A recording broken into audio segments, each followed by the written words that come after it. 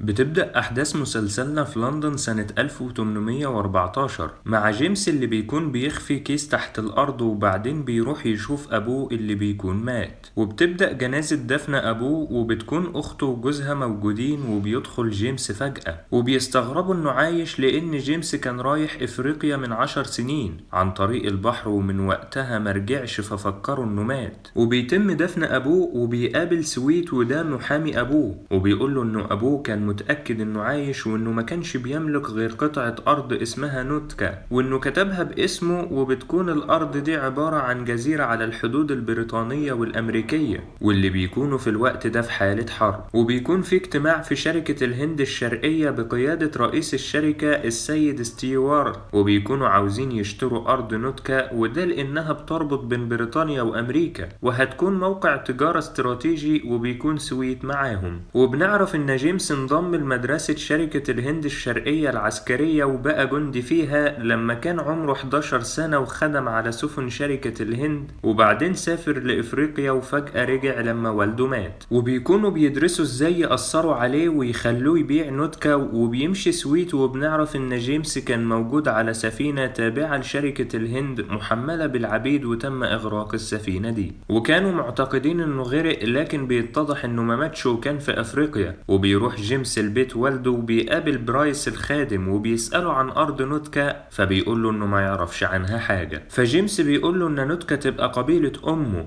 وأبوه اشتراها واتجوز أمه مقابل البارود، فبيقول له إن والده طلب منه ما يتكلمش معاه عن الأرض، وبيقول له إن الأرض دي هتدخله في مشاكل مع الملك والإمبراطورية. وتاني يوم بيلاقي جيمس ظرف من سويت محامي والده، فبيسأل برايس عنه، فبيقول له إن سويت بيحاول يشتري نوتكا من والده من 3 سنين وفي كل مرة أبوه بيرفض، فبيرمي جيمس الظرف في النار. وبيقابل جيمس إبيتسون وبيكون عاوز فلوس لأن أخو جيمس عايش معاه وبيصرف عليه، وده لأن والد جيمس كان بيبعد ولاده عنه علشان يتعلموا ويبقوا أقوياء. فبيقول له جيمس إنه هيزوره ومعاه مبلغ كبير علشانه، وبيأجر جيمس حد يطلع جثة أبوه علشان يشرحها لأنه بيكون شاكك إنه اتقتل، وبيكون فعلا اتسمم، فبيقول لهم يرجعوه تاني. وبيروح لإبيتسون وبيديله فلوس وبيطمن على أخوه وبيمشي. وبيكون عنده مقابلة مع شركة الهند الشرقية وبيقابل ستيوارت وبيقول له إنه كان القائد بتاعه على سفينة الهند الشرقية، وبيقول حد من المستشارين إنه ورث أرض عن والده والأرض دي على الحدود البريطانية والأمريكية وفي حرب بين البلدين. وبيقول له ستيوارت إنه كمواطن بريطاني من الواجب إنه يستغنى عن نوتكا علشان دولته، فبيقول له إنه عارف إن في حرب بين الدولتين لكنهم وصلوا لاتفاق سلام سري، فبيستغربوا من المعلومات اللي عنده. وبيقول لهم انه بسبب الموقع الجغرافي لنوتكا هيكون ليها حق السيطرة على جزيرة فانكوفر اللي بتمثل المدخل للصين، فبيعرضوا عليه فلوس لكنه بيرفض وبيقول لهم ان نوتكا مش للبيع وبيمشي. وبيقول ستيوارت لبيتيفر انه مضى قرار طرده من الشركة والقرار ده هيتلغي في حالة واحدة وهي موت جيمس. وبيظهر جيمس وبيطلع أليكس اللي كان دفنه تحت الأرض، وبيروح وبيسأل برايس عن المكان اللي كان أبوه بياكل منه علشان يعرف مين حطله سم، فبيقوله على المكان وبيكون باين عليه التوتر وبيمشي. وبيطلع جيمس أليكس وبيكون فيه ألماظ، وبعدين بيروح مزاد لبيع سفينة شراعية وبيبدأ المزاد وبينتهي بفوز جيمس. وبيأسس شركة للتجارة باسم ديليني وبيعرف ستيوارت وبيكون مستغرب هو جاب الفلوس منين، فبيستنتج ان الامريكيين وصلوا ليه وهم اللي ادوله الفلوس. وبيلاقي ديليني ورقة مكتوب عليها أتيكوس ومش بيلاقي الحصان بتاعه، وبيروح لأتيكوس وبيكونوا يعرفوا بعض، وبيقول له أتيكوس إن في حد كان بيراقبه وبيوصف له شكله، فبيطلب منه جيمس يشتغل معاه وهيديله راتب كويس، فبيوافق. وبيكون رايح الشركة وبتيجي بنت بتقول له إن اسمها وينتر وإنها شافت هيلجا بتدي معلومات عنه لشخص عنده سنة فضية والشخص ده عاوز يقتله. وهيلجا دي كانت بتستخدم المخازن بتاعة والد جيمس في شغل لحسابها، ولما رجع جيمس خلاها تسيب المخازن دي وعلشان كده عاوزة تخلص منه. المهم بيعرف جيمس من وينتر مكان الراجل صاحب السنة الفضية وبيكون على سفينة في البحر، وبيروح له وبيطلع للسفينة بس ما بيلاقيش حد فبيولع في السفينة. وبيروح وبيسأل برايس عن مكان الوثيقة اللي بتثبت ان ابوه اشترى نوتكا لانه خايف ان الملك يستولي عليها وما يكونش معاه اثبات. فبرايس بيقول له انه ما يعرفش، وبيعمل جيمس طقوس معينة بيتواصل من خلالها مع جن علشان يعرف مكان الوثيقة، وبيدور لكن مش بيلاقي حاجة. وبيروح لهيلجا وبيسألها عن وينتر وبيعرف انها بنتها لها لكنها مش معرفة حد، وبيسألها عن الراجل صاحب السنة الفضية وبيقول لها ان من الافضل انها تشتغل معاه مش ضده، فبتقول له عن مكانه وبيروح يستلم السفينة بتاعته. وبنستنتج ان السفينة دي اللي ركب عليها في رحلته لإفريقيا وانها كانت ملك لشركة الهند. وبيوصل لمكان الشخص صاحب السنة الفضية وبيكون اسمه دكتور دمبارتون،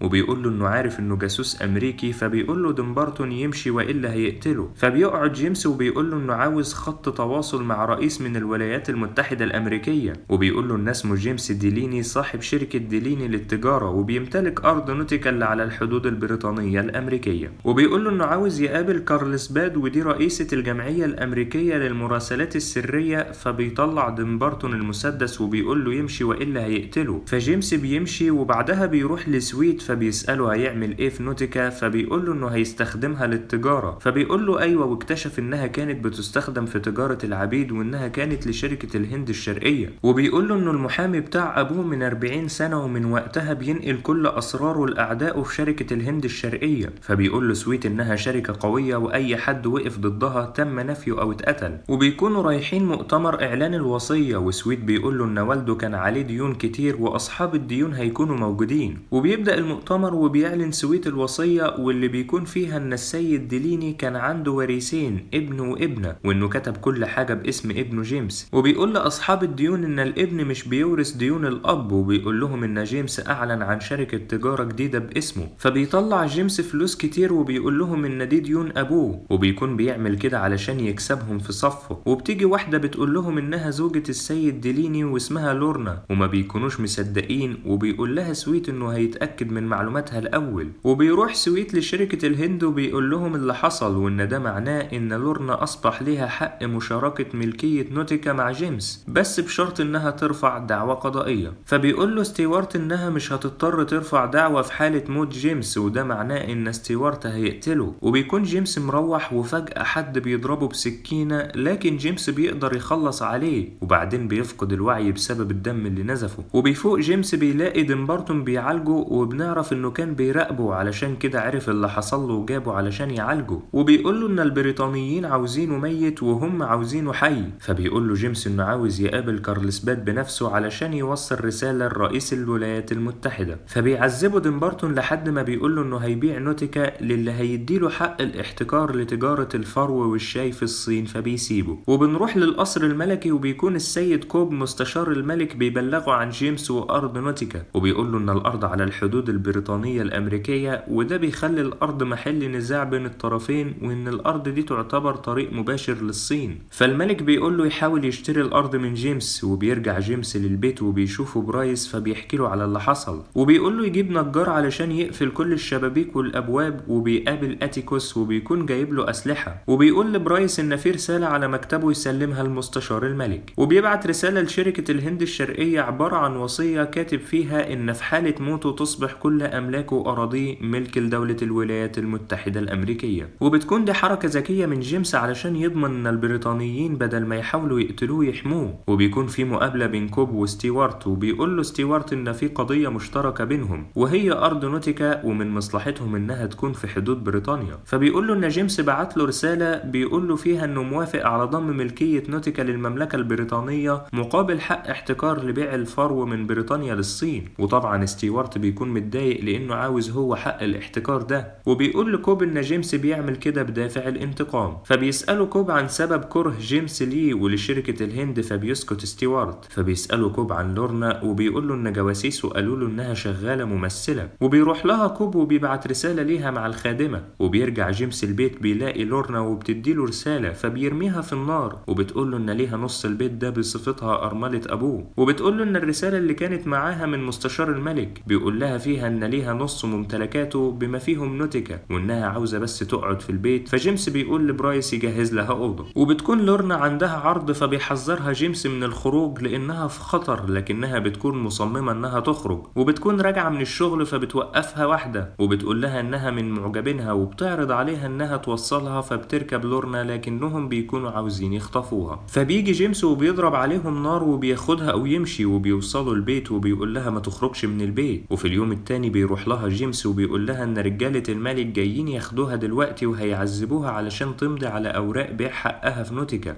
وبيقول لها ما تمضيش وهو هيخرجها من هناك. وبيحقق معاها المستشار كوب وبيعذبها علشان تمضي على بيع نوتيكا لكنها بترفض، وبيجي رجالة ستيوارت الكوب وبيخرجوها وبيوصلها برايس للبيت. وبيكون ستيوارت عمل كده لان جيمس بلغه ان المملكة بتشتري نوتيكا لحسابها وستيوارت عاوزها باسم الشركة. وبيعرف جيمس من جاسوس ليه في شركة الهند ان الملك قرر يرفض عرضه، وبيقول له انهم عرفوا ان هدفه هو تجارة البارود وقرروا يمنعوه من شرائه. فبيروح جيمس الكيميائي وبيطلب منه انه يصنع له بارود مقابل فلوس كتير، فبيوافق. وبيروح وبيقابل لورنا وبيقول لها ان قدامها اختيارين تبعد عنه وعن مشاكله او تنضم ليه في منظمته وشركته. وبيطلب منها تجيب له الصندوق اللي فيه ممتلكات والده اللي عندها، وبيقول لها انه هيسيبها تفكر وبيمشي. وبيقابل الكيميائي السيد تشوملي في المصنع بتاعه وبيوريه المواد اللي عنده، فبيقول له تشوملي انه كده هيحتاج سنة على الاقل، لكن لو جاب له ملح صخري هيقدر يصنع له البارود في خلال شهر. وبيقول له ان مخازن شركة الهند فيها ملح صخري، فبيقول له جيمس انه هيوفر له احتياجاته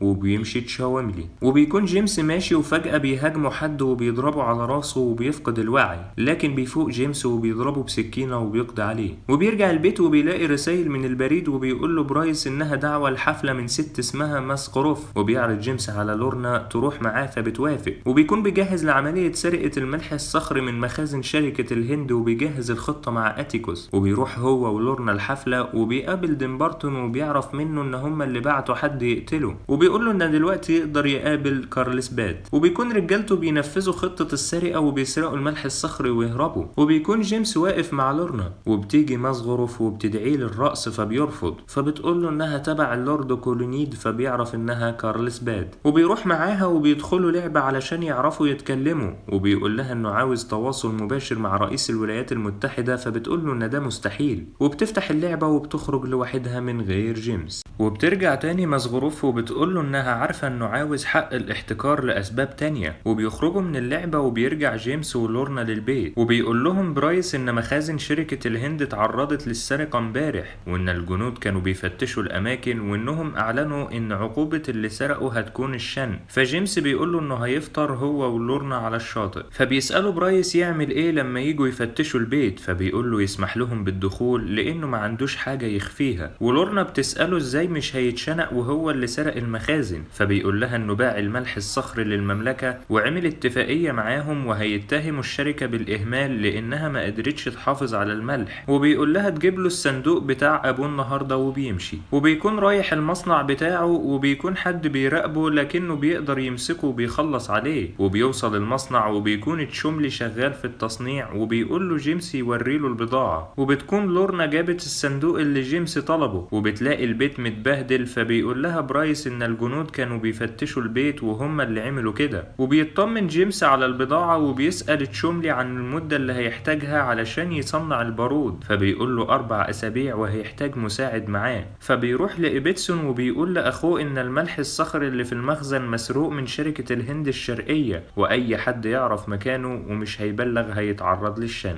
وبيقول له إنه واحد مهم من دلوقتي وبياخده يوديه لتشوملي علشان يساعده. وبعدين بيروح لإتيكوس وبيديله فلوسه، وبيعرف إن في واحد من رجالة إتيكوس حاول يبلغ عنهم، فبيقطع له صبعه وبيهددهم إن لو حد حاول يبلغ هيقتله. وبعدين بيروح لهيلجا لانها برضه ساعدته في عملية السرقة، وبيحذرهم ان حد يبلغ منهم. وبيكون في اجتماع في شركة الهند بسبب سرقة الملح الصخري، وبيقول لهم ستيوارت انهم لازم يعرفوا مكان الملح والا كلهم هيترفدوا من مناصبهم. وبيرجع جيمس للبيت فبيلاقي لورنا جابت الصندوق فبيفتحه، وبيفضل يقلب في الرسائل اللي ابوه كان كاتبها له ويرميها في النار. وبتيجي لورنا وبتقول له ان ابوه كان بيحبه وبيسألها عن وثيقة شراء نوتيكا، فبتفتح له الصندوق اللي فيه الوثيقة وبيتأكد من الوثيقة. وبيجتمع الملك مع كوب وبيديله وثيقة بيتهم فيها شركة الهند بالإهمال بسبب سرقة الملح الصخري من مخازنهم في وقت الحرب اللي الدولة محتاجة فيه البارود. فبيقول له كوب انه هينتج عن الاتهام ده شنق حراس المخازن بس، في حين انهم ممكن يتهموا ستيوارت بقضية تانية اقوى هنعرفها بعدين. وبيروح جيمس لدمبارتون وبيقول له دمبارتون ان قوتهم محتاجين بارود، وانه سمع عن مصدر كويس للبارود هنا. فبيقول له جيمس انه ما عندوش بارود، لكن دمبارتون بيقول له انه عارف انه بيصنع بارود وبيكون عارف مكان المصنع، وبيقول له انهم عاوزين البارود في خلال 8 ايام. فجيمس بيقول له ان دي مدة صغيرة مستحيل يخلص خلالها. فبيقول له دمبارتون يسأل تشوملي عن التجربة الفرنسية. فبيروح لتشوملي وبيسأله، فبيقول له إن كان في حرب بين فرنسا وموريشيوس والبارود خلص، فعلشان يصنعوه في مدة قصيرة ضافوا للخليط مادة الكلورات، بس مع إضافتها بيكون لازم الخليط يتقلب باستمرار، علشان كده بيحتاج عمال أكتر، وبرضه بيكون في احتمالية للانفجار. فجيمس بيقول له إنهم لازم يخلصوا في 8 أيام وإلا هيتشنقوا، وبيقول له يجيب الكلورات وهو هيجيب له عمال يقلبوا الخليط باستمرار. وكوب بيستدعي السيد جورج، وده محامي بيحاول من 9 سنين إنه يحصل على موافقة من المملكة بفتح قضية متعلقة بغرق سفينة محملة بالعبيد. وبيقول لكوب إنهم كانوا 280 شخص، منهم أطفال ونساء وشباب، وبيكون اللي متورط في القضية دي ستيوارت. فبيديله كوب موافقة ملكية للتحقيق في القضية. وبيعرف ستيوارت وبيقول لويلتون إن القصر الملكي ادى تفويض لمحامي للتحقيق في قضية غرق السفينة،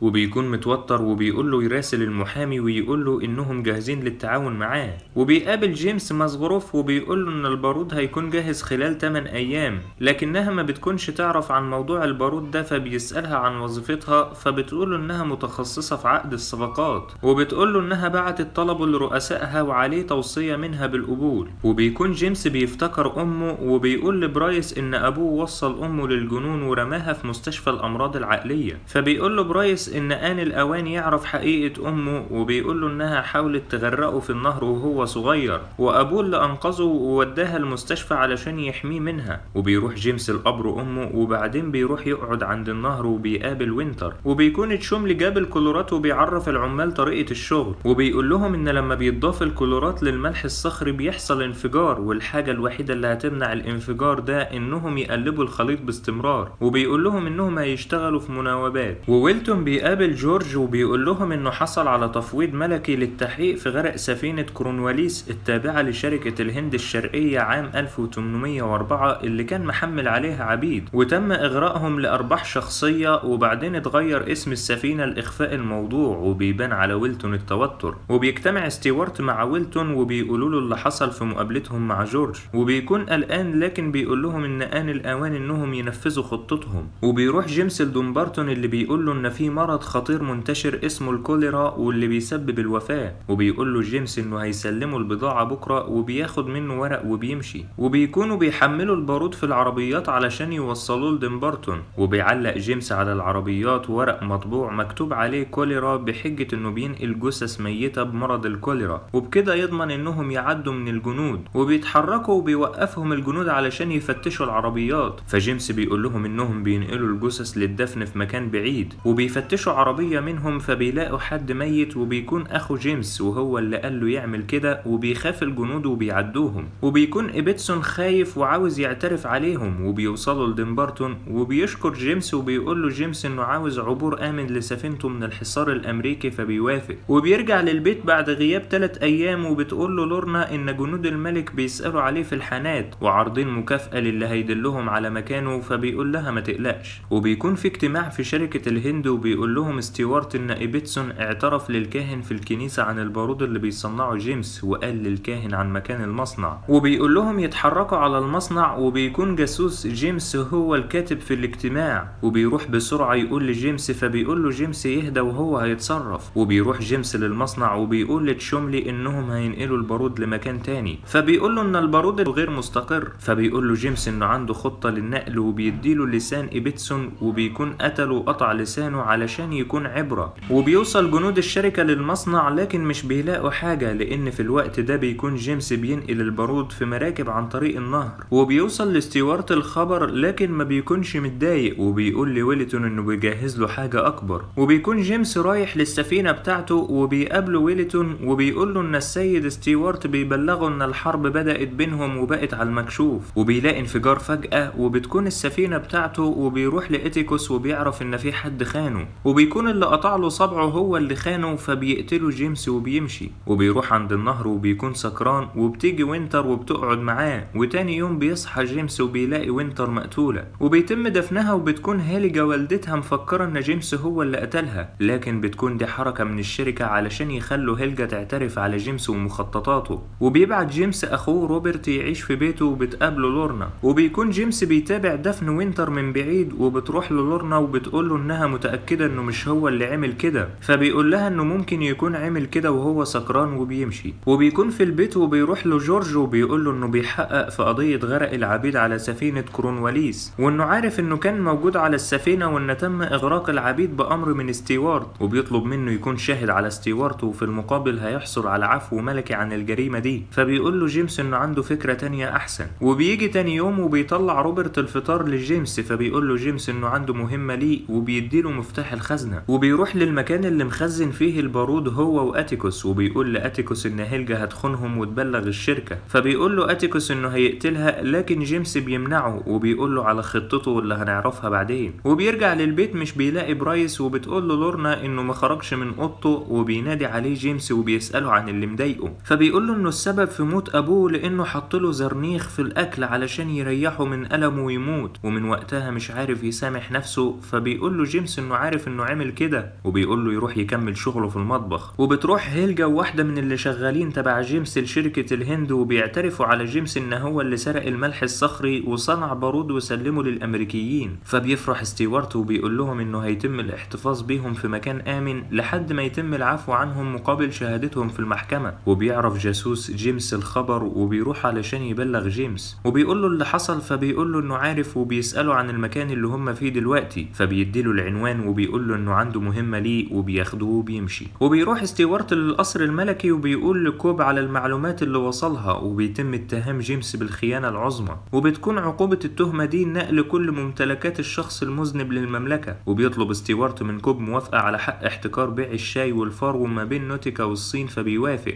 وبيقابل جيمس ومايكل جورج، وبيكون جيمس عاوز مايكل يعترف على ستيوارت انه المسؤول عن غرق سفينة كورنواليس بصفته الكاتب بتاع الشركة وشاهد على القضية، لكن مايكل بيكون خايف وبيرفض. فبيطلب جيمس من جورج يسيبهم يتكلموا لوحدهم شوية، فبيخرج جورج. وبيقول جيمس لمايكل يوافق على الاعتراف لانهم كده هيهربوا بالسفينة بتاعته قبل المحاكمة، وبيطمنوا ان خطته هتنجح فبيوافق. وبيخرجوا لجورج وبيقول له جيمس انهم جاهزين للاعتراف، وبيكون جنود الملك بيدوروا على جيمس علشان يقبضوا عليه. وبيدي لمايكل عنوان اتيكوس وبيقول له يروح له ويديله عنوان هيلجا وبياناته وهو هيحميه. وبيكون جيمس عاوزهم يقبضوا عليه لخطة في دماغه، وبيوصلوا المكان وبيمسكوه. وبيوصل الخبر لدمبرتون وبيدخل جيمس الحبس وبيعذبوه. وبتقابل لورنا صديق وينتر وبتعرف منه انها اتقتلت عن طريق حد من الشركة. وبترجع البيت وبتقول لبرايس وبتسأله عن جيمس، فبيقول لها انه اتسجن. وبيروح كوب لجيمس وبيسأله عن اسماء الناس اللي ساعدوه في تصنيع البارود واسماء اعضاء جمعية المراسلات السرية اللي اتعامل معاهم والامريكيين. فجيمس بيقول له انه هيديله كل المعلومات اللي عاوزها، بس في المقابل هيحتاج اجتماع واحد مع السيد ستيوارت هنا في الزنزانة. فكوب بيرفض وبيدي امر لرجالته انهم يعذبوه، وبيستخدموا اساليب تعذيب كتير علشان يعترف، لكن برضه مش بيتكلم. وجورج بيروح لستيوارت وبيقول له انه عنده شاهد عليه ان هو المسؤول عن اغراق العبيد. وبيكون ستيوارت مفكره بيتكلم عن جيمس، فبيقول له انه محبوس بتهمة الخيانة. فجورج بيقول له انه عنده شاهد تاني، فبيتصدم ستيوارت. وبيروح كوب للملك وبيقول له ان جيمس مش راضي يتكلم، فبيقول له يحاولوا معاه تاني، فبيكملوا تعذيب فيه. وبيقول ويلتون لستيوارت انهم مش لاقيين مايكل، فبيتأكد ان جيمس وصل ليه واقنعه يعترف عليه. وبيكون كوب فقد الامل ان جيمس يتكلم وبيبلغ الملك، فبيقول له ينفذ له طلبه. وبيروح ستيوارت لجيمس وبيسأله عن طلباته، فبيديله ورقة مكتوب فيها طلباته، وهي انه يسلمه هيلجا ويوفر له سفينة. فبيرفض ستيوارت، فبيقول له جيمس انه هيكتب في تقريره اللي حصل على السفينة، وهو ان السفينة كانت محملة بعبيد غير قانونيين، وكانت رافعة العلم الامريكي بطلب مباشر من السيد ستيوارت. وبيقول له ان دي خيانة للدولة بالاضافة لشهادة مايكل، فبيضطر ستيوارت انه يوافق. وبتيجي مهمة روبرت وهي توصيل رسائل مكتوبة من جيمس لبرايس وتشوملي واتيكوس. وبيقول ستيوارت لويلتون وبيتيفر انه عاوزهم في مهمة، وبيجي ميعاد محاكمة جيمس والجنود بيروحوا يجيبوه، فبيقول لهم انه عاوز دكتور، وبتكون دي حركة منه علشان يأخر ميعاد المحاكمة وما يقدروش يوصلوا لهيلجا، وبالتالي يخرج. وبتكون مهمة بيتيفر تسليم هيلجا لاتيكوس وبيوصلوا، لكن اتيكوس بيقتله بعد ما بيستلمهم. ومهمة ويلتون بتكون تجهيز سفينة لجيمس، وبيتأكد ستيوارت من اوراقها وبيقول له على المكان اللي هيوصلها ليه. وبيوصل اتيكوس للورنا وبتركب معاها هيلجا، وبتقول لها لورنا ان مش جيمس اللي قتل وينتر، وان صديقها تيمبل شاف حد تاني هو اللي قتلها وجيمس كان نايم. وبتوصل لورنا للبيت وبتلاقي رسالة من جيمس فيها مهمة ليها،